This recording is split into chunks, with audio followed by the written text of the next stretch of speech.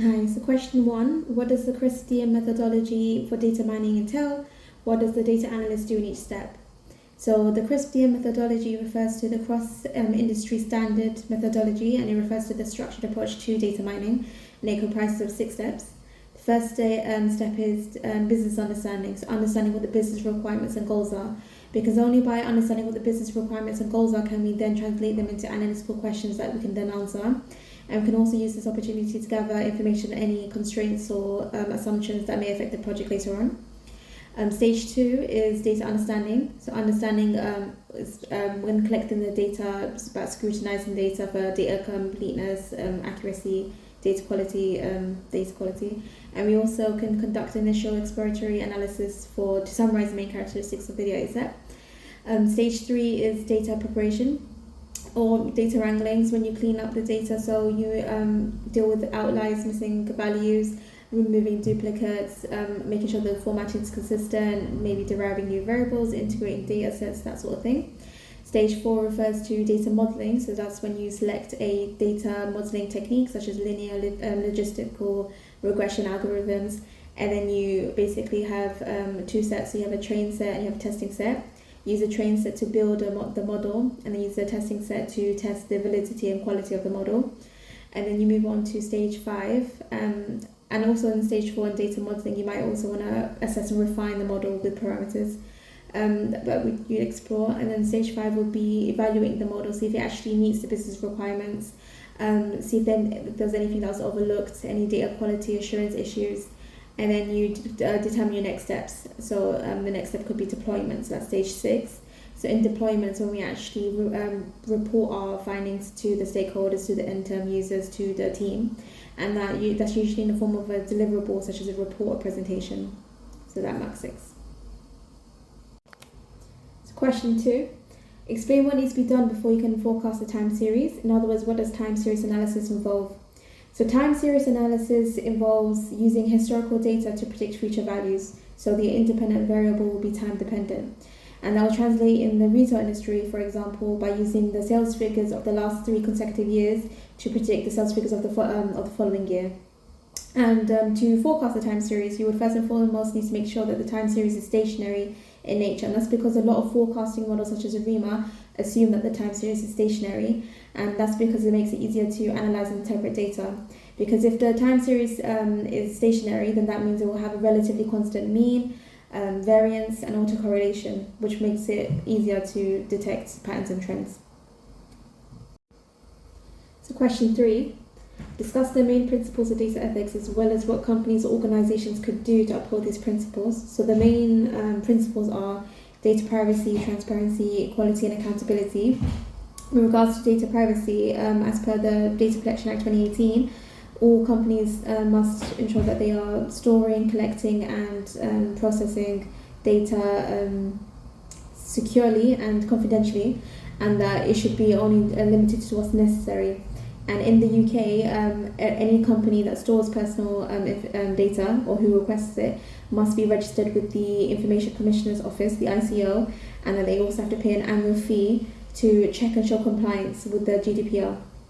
Also, companies also tend to employ encryption methods, firewalls, audit annual trainings on information governance, audit toolkits to ensure that they are reaching and are adhering to the standards.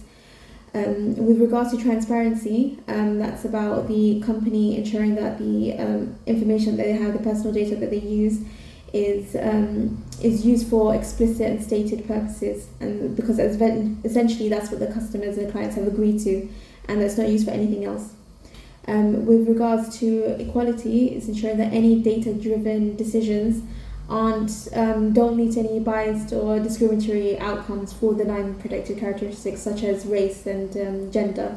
So that means with any model, you would remove the feature of nationality. For example, in the piggy bank model, you've removed the nationality of Mexicans as not to discriminate against Mexicans. With regards to accountability, all companies should safeguard the personal data of their clients from unlawful or unauthorized personnel. It's actually an interesting case about this, and I'm referring to the San Bernardino case in 2016, in which the FBI actually wanted Apple to essentially build a backdoor into the program, so to build an operating system where they can access any iPhone. And it was basically because they wanted information on the personal data of the iPhone of one of the shooters, allegedly. And so they requested Apple to do it, and Apple vehemently refused because that would have meant that it would have compromised the data security. And so it set a precedence for data ethics in that regards, but in the end they didn't go through with it. So question 4, imagine you're an analyst at a financial service company and you have some concerns about bias in the way a predictive model was measured.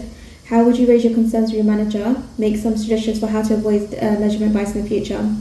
So if I had some concerns, I would first and foremost need to collect proof. So I would gather any data or any patterns that I might notice when analysing the predictive model and make notes, and also document any factor that might be the underlying cause.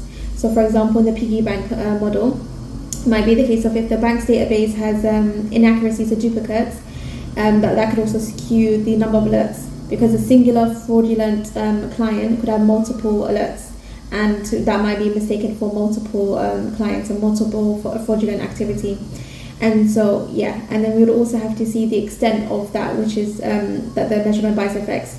So another example would be assuming that the data set was large enough, and then we had a big sample size, with the validators, if they were not as experienced and thus more risk adverse, then their opinion and input might be needed to be removed, basically, and that wouldn't necessarily compromise the model, or just mean that the model needs modifying, so making slight refinements and slight changes. And then once I've documented that, I'll bring that up with my manager and go through. Maybe it's a case of wrangling the bank's database to make sure it's free from inaccuracies. It might be also employing the use of some algorithms which are designed to address bias, such as the adversarial debiasing algorithm. And the last question, explain the difference between regression and classification models in predictive analysis. When would you use one of these models over the other? So the main difference between the two is that regression models are quantitative and classification models are qualitative, and therefore the outcomes are limited. So if I'm dealing with outcomes that are dichotomous, so yes, no, win, lose, pass, fail, if they're categoric, if they're ordinal, so that means they can be ranked, then I would employ classification models. Whereas if I'm dealing with outcomes that are continuous and unbounded, so I'm predicting the value of a house, maybe how much a house is going to sell in like a couple of years' time, then I would be employing regression algorithms and regression models.